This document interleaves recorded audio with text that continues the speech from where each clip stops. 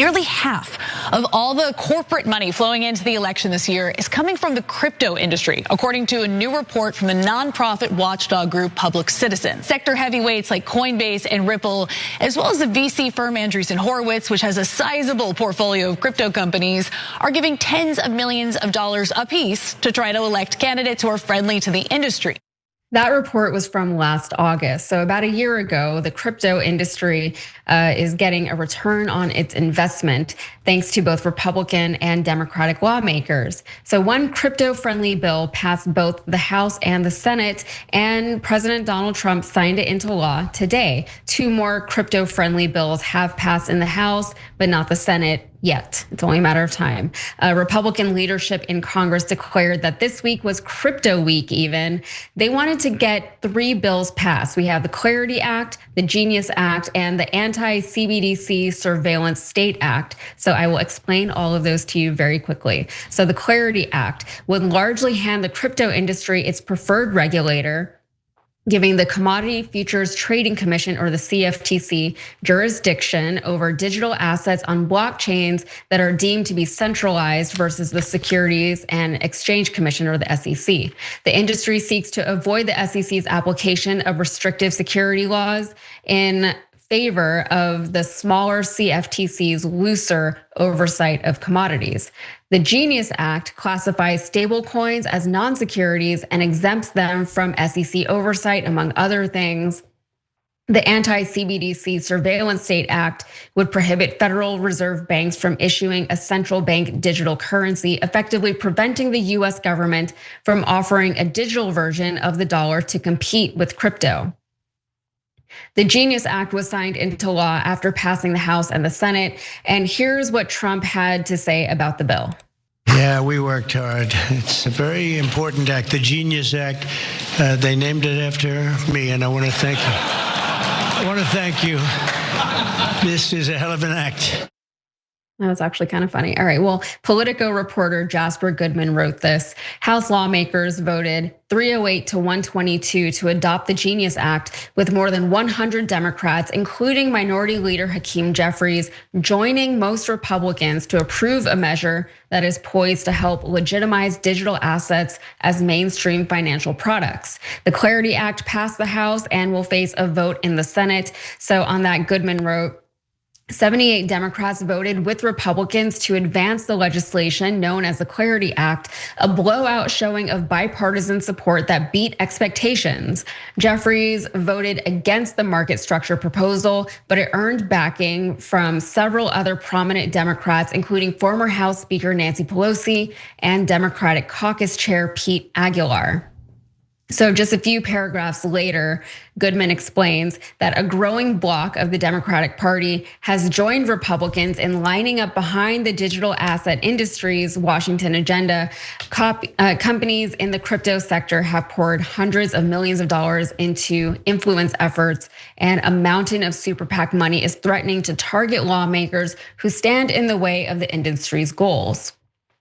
The Anti-CBDC Surveillance State Act passed the House 216 to 192.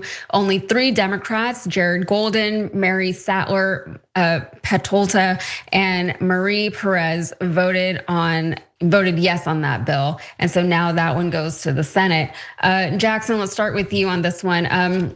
We know that there is so much corporate PAC money already in the government. We know, as Cenk just said, actually, there's only, there's money in politics, right?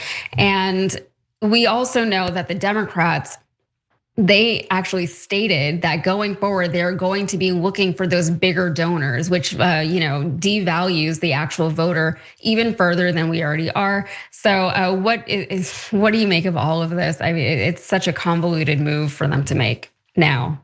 Well, I mean, to me, I don't really see what the big difference is between people who have big dollars to put into PACs or super PACs or dark money funds or whatever else it is. Because at the end of the day, like crypto, Bitcoin is the most stable out of all of them.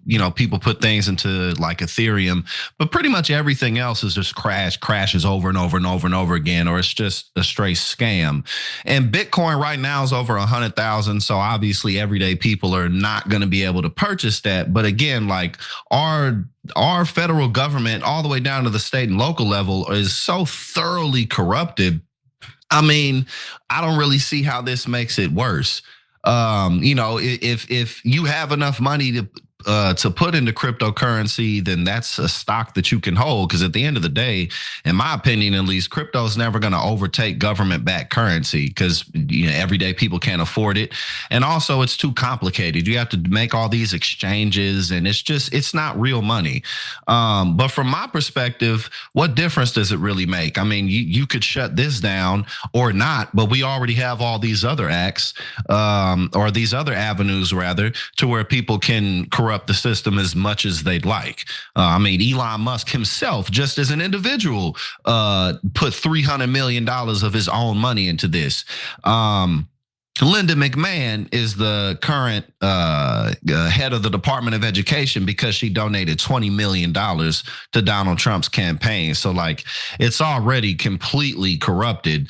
So, I don't really know how much of a big difference this really makes. Yeah. So look, there's a shocking part of the story, but it's not that the Democrats voted with the Republicans. That part's easy to explain. The top two donors in Democratic primaries recently have been the Israeli lobby and crypto.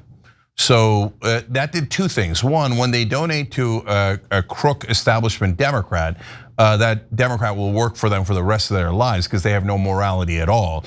They're just basically all criminals. But by the way, that's the entire Republican, almost the entire Republican Party, and a big chunk of the Democratic Party, and those are the crooks who take the money from crypto. But there's a second layer to it too. They eliminate all the honest progressives who were running in those primaries. So crypto guys spent a lot of money against progressives to make sure that there was nobody honest in government, so they could rob whatever they wanted from us, and that's what happened in this bill. So what did?